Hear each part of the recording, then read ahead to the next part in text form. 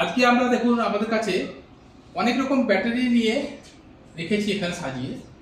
তো ইলেকট্রিক গাড়ি তখন অনেক বিক্রি হচ্ছে, অনেকে কিনছেন, এবং সব থেকে যেটা বেশি সংশয় দেখেছি মানুষের মধ্যে যে কোন ব্যাটারি লাগাবো। তো সেই নিয়ে আমাদের কাছে প্রচুর এনকোয়ারি আসে, আমাদের ইউটিউবেও প্রচুর এনকোয়ারি আসে। তো সেই নিয়ে আজকে যা যা ব্যাটারি মোটামুটি মার্কেটে অ্যাভেলেবল আছে সেগুলো নিয়ে আমরা আপনাদেরকে চেষ্টা করছি আমাদের গত 4 বছরের যে এক্সপিরিয়েন্স, সেই এক্সপিরিয়েন্স অনুযায়ী কোন ব্যাটারি কেমন পারফরমেন্স সেগুলো নিয়ে একটা আমরা ডিসকাস করছি। দেখতে থাকুন। দেখুন, প্রথমেই চলে আসি এইগুলো হচ্ছে লিথিয়াম আয়ন নয়, এগুলো lead acid battery. 12 volt 28H, অর্থাৎ 12 ভোল্টের ব্যাটারি, 28 অ্যাম্পিয়ারের ব্যাটারি।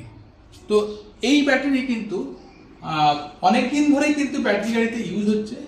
তো এইগুলোতে কিন্তু খুব খারাপ বলা যায় না। এতে সমস্যা কি হয় না, এতে হচ্ছে মেনলি চার্জিং টাইমটা বেশি থাকে। এতে ম্যাক্সিমাম 3 অ্যাম্পিয়ার 4 অ্যাম্পিয়ারের উপরে কিন্তু চার্জ করা যায় না। কিন্তু এতে সুবিধা কি আছে, এতে কিন্তু আগুন লাগার ভয় থাকে না। কেন, এগুলো কিন্তু এর লেড অ্যাসিড ব্যাটারি, এগুলো লিকুইড থাকে, ফলে অতটা আগুন লাগার চান্সেস থাকে না। শর্ট সার্কিট হলে ফায়ারিং হতেই পারে। তো এইগুলো কিন্তু নর্মালি যেসব নন রেজিস্টার গাড়ি মার্কেটে ঘুরে বেড়ায় তাতে কিন্তু এই ব্যাটারি লাগানো থাকে। ব্যাটারি খারাপ পারফরমেন্স নয়, আমরা দেখেছি গত 4 বছর ধরে আমরা এই ব্যাটারি গাড়ি নিয়ে ব্যবসা করতে গিয়ে দেখেছি এই ব্যাটারিও যদি আপনি 48 ভোল্ট বা 60 ভোল্ট লাগিয়ে রাখেন, তাহলে মোটামুটি 60 ভোল্টের গাড়ি যদি হয় তাহলে আমরা দেখেছি একবার চার্জ দিলে 60 থেকে 65 কিলোমিটার কিন্তু অনায়াসে যাতায়াত করা যায়। এবং কিলোমিটার মোটামুটি যদি ঠিকমতো এটাকে চার্জ ডিসচার্জ করা যায় তাহলে 21,000 কিলোমিটার অবধি আমরা কিন্তু রেজাল্ট পেয়েছি একবার ব্যাটারি লাগিয়ে। 21,000 20,000 কিলোমিটার, নর্মালি মোটামুটি 15-16,000 কিলোমিটার কিন্তু চলেই যায় এই ব্যাটারি। এর বেনিফিট কি, এটা অনেক কম দামে কিন্তু পাওয়া যায়, আগুন লাগে না। আর একে বিক্রি করার সময় যখন আপনি ইউজ হয়ে যাচ্ছে তখন কিন্তু আমরা পরের ভিডিওতে দেখাবো যে এটাকে আপনি এটাকে আরো ব্যবহার করতে পারেন, সেটা আমরা পরের ভিডিওতে বলবো। এছাড়াও আপনি কিন্তু এটাকে মোটামুটি কিছু দাম পাওয়া যায় এটাকে বিক্রি করে।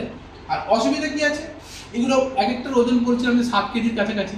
ফলে যদি নর্মালি যারা গাড়ি কম ইউজের জন্য নিচ্ছেন তারা চেষ্টা করবেন 48 ভোল্টে নেওয়া অথবা 60 ভোল্ট, এর উপর কিন্তু 72 ভোল্ট করবেন না। কারণ এই ইলেকট্রিক গাড়িগুলোর নিচে যে ব্যাটারি বক্স থাকে সেটার উপর যদি বেশি লোড দেওয়া যায় মেবি ওটা খুলে পড়ে যেতে পারে, ফলে অনেক রকম অসুবিধা হয়, অনেক সময় হয়েছে। তো সেই জন্য আমাদের এক্সপিরিয়েন্স আপনাকে শেয়ার করছি যে এগুলো বেশি কিন্তু গাড়িতে রাখা, মানে গাড়ির যে টিনের বাক্সের মধ্যে যে ব্যাটারি থাকে তাতে কিন্তু লোডটা বেশি হবে। সেক্ষেত্রে কিন্তু অনেক সময় কোথাও ধাক্কা লাগলে ওর ওয়েল্ডিং ছেড়ে গিয়ে কিন্তু সেক্ষেত্রে আপনার বিপদও হতে পারে। তো ফলে নর্মালি আমরা রেকমেন্ড করবো 48 ভোল্ট অথবা ম্যাক্সিমাম 60 ভোল্ট। ভোল্টেজ যদি বাড়ান সেক্ষেত্রে চার্জিং টাইমটা বেড়ে যায়। ধরুন আপনি যদি ভাবছেন যে 72 ভোল্ট দিয়ে আমি বেশি দূর জার্নি করবো, মেবি আপনার বেশি দূর যেতে পারবেন, কিন্তু চার্জ করে ফিরে আসতেও কিন্তু অনেক সময় লাগবে। 60 ভোল্টের গাড়িতে নর্মালি চার্জ করতে 7 থেকে 8 ঘন্টা লেগে যায় যদি মোটামুটি ডিসচার্জ 80%-এর উপর হয়ে থাকে। সেখানে 72 ভোল্ট যদি হয় সেক্ষেত্রে কিন্তু আরও টাইম বেড়ে যায়। ফলে এটাও কিন্তু অনেকটা বোঝাতে পারলাম যে বেশি যদি ভোল্টেজ হয় সেক্ষেত্রে কিন্তু বেশি নাম্বার অফ, মানে 5টা হচ্ছে 60, 8টা থাকলে 48 আর 6টা থাকলে 72, ফলে 6টা লাগানোটা উচিত হবে না। তো মোটামুটি বোঝাতে পারলাম এটা হচ্ছে 28 অ্যাম্পিয়ারের লেড অ্যাসিড ব্যাটারি। এগুলো কিন্তু খারাপ নয়, এগুলো এতদিন ধরে চলে আসছে, ওয়ারেন্টিও 1 বছর থাকে, কম দামে পাওয়া যায়, আপনি এতে আগুন লাগে না। আর সব থেকে সুবিধা হচ্ছে এতে আপনার রিসেল যখন করছেন তখন কিন্তু একটা দাম পাওয়া যায়। মোটামুটি বোঝাতে পেরেছি। এরপর আমরা চলে আসবো নেক্সট ব্যাটারি, ওই লেড অ্যাসিড ব্যাটারি।